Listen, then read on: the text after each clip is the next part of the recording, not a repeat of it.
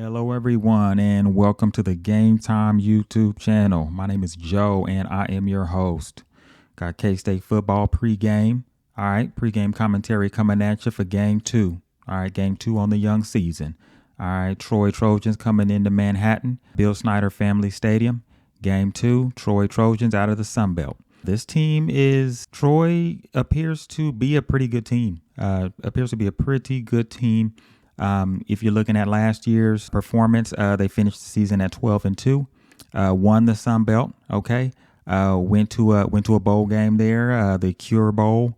All right, and beat UTSA 18-12 in that bowl game. One of the better seasons that they've had over the past 20 or so years. They got a new coach there. It's the second year, John Summerall. And he's got that team playing pretty well. They actually ended the season last year ranked at number 19 in the nation. So this is a solid team out of the Sun Belt. Really good team. I think K-State can potentially be challenged here. But, I'll show you my predictions later. I honestly don't think it will be much of a challenge, but the potential's there. This is a really good team. All right, let's take a look at Troy and kind of give you a preview of how they're looking this year. They've got a running back there, Kamani Vidal, okay? Really good back, okay? And he did pretty well last year. He ended up with 1,132 yards last year at about 5 yards per carry. And he's starting this year off pretty dang strong, okay? He's coming to play this year. That's something that K-State will have to be ready for, is that running game. QB Gunnar Watson, he had little over 2,800 yards last year at 61.5% completion rate. So he's pretty accurate there. He does throw a lot of interceptions, okay? He's at 14 touchdowns last year, but 12 interceptions. All right, so that's something that I think K-State can take advantage of, and we'll see if K-State can take advantage of that. Troy's defense is pretty good. Okay, I think they're known for their defense. If you look at their scores from last year, many of the scores were pretty low. Okay, they only allowed like a little over 17 points per game, but they only scored like 25 a game. Okay, so very low scoring games. But they relied on their defense to basically set the tone to win their games last year. You know, that'll be tough to do against a K-State team that has a high-octane offense. But if Troy has a chance to win this game, they're going to have to rely on their defense and their running game. Okay, so this year's game, okay, they've played one game against Stephen F. Austin, and they won that game 48-30. Stephen F. Austin had 262 total yards against their defense. They had a little over 100 yards rushing and about 160 yards passing. So as you can see, their defense is probably better against the run. I think they've got a good front, a good defensive front, a solid defensive front, and a decent secondary. So I think their defense is a strength for them. Again, Kamani Vidal, their running back, okay, he got 248 yards in this game on 25 carries. He may have broken a record from what I'm hearing online, okay? No touchdowns, though, which is kind of interesting, all right? 248 yards, but didn't score a touchdown. So that's a little interesting. Kind of says something about their offense there. Gunnar Watson, he got 14 of 22, okay, for 198 yards. And he got 4 touchdowns, but he got 1 interception, okay? So it looks like when it's time to score, they're throwing the ball. Okay, they're not really scoring on the ground, as you can see there from that stat. 540 yards of total offense. That's not bad at all. Okay, they were a very offensive team against Stephen F. Austin. That's something that K-State will have to be aware of. In the passing game, it looked like they had one. I guess their tight end scored the most touchdowns. Okay, guy named Ethan Connor. Okay, he had 2 touchdowns, 4 receptions for 51 yards. It's kind of interesting when your tight end is catching passes and scoring. It says I don't think they really have a deep ball game. I think they're more shorter routes. You can kind of tell if you look at the stats. None of the receivers really had really, really big plays. It looks like when it's time to really punch it in there, they're looking at their running game to really march them down the field. This might be a team that relies on an advantage in time of possession, okay? And then at the end of the day, their passing game is going to rely on their tight end. So just something to take a look at to see how they're going to match up against a very strong K-State defense.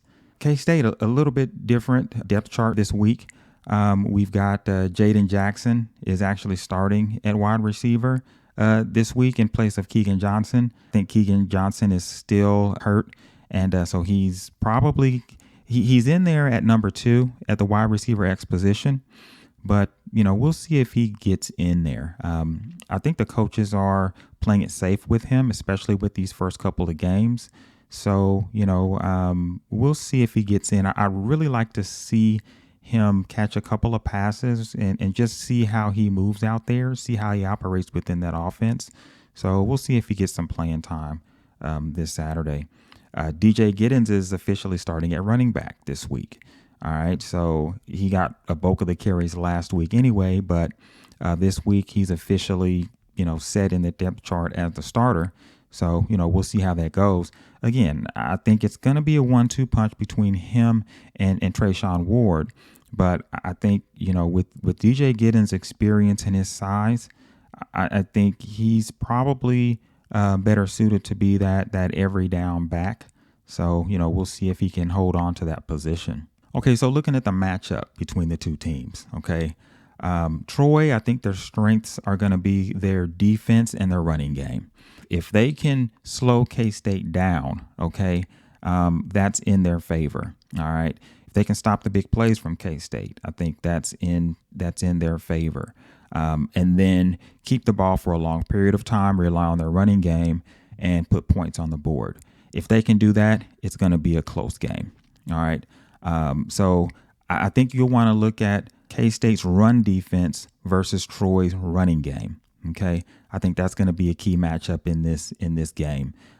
Also, Troy's defense versus K-State's running game. All right, Troy is they're hanging their hat on a strong defense, so their defense is going to have to come to play, and they're going to have to stop K-State's running game along with the passing game, which I don't think they can stop the passing game, so I didn't even list that here. I think K-State will likely get several interceptions in this game. I think that Gunnar Watson, the quarterback there at Troy, is susceptible to interceptions, and I think our secondary will take advantage of that this week. Okay, I think, mark my words here, all right, bold prediction. I think you're going to see multiple interceptions by the K-State defense in this game. So my prediction in this game, score-wise, so last year K-State lost an interesting game against Tulane, okay, non-conference game. At the time, it was a big deal. I think later on we realized that Tulane was a much better team than we thought, all right? But I think K-State's learned from that tremendously, and I think K-State is ready to play this game. I think they're coming to play. This is serious. This is not considered a tune-up for K-State. I think K-State is really taking this serious, and this is going to be a high-performing, high-octane game, all right, energy-wise for K-State. All right, so I see K-State getting the big win. All right, K-State wins. I believe K-State will win 56-10. Okay, that's my prediction, 56-10. I think K-State wins big in this game.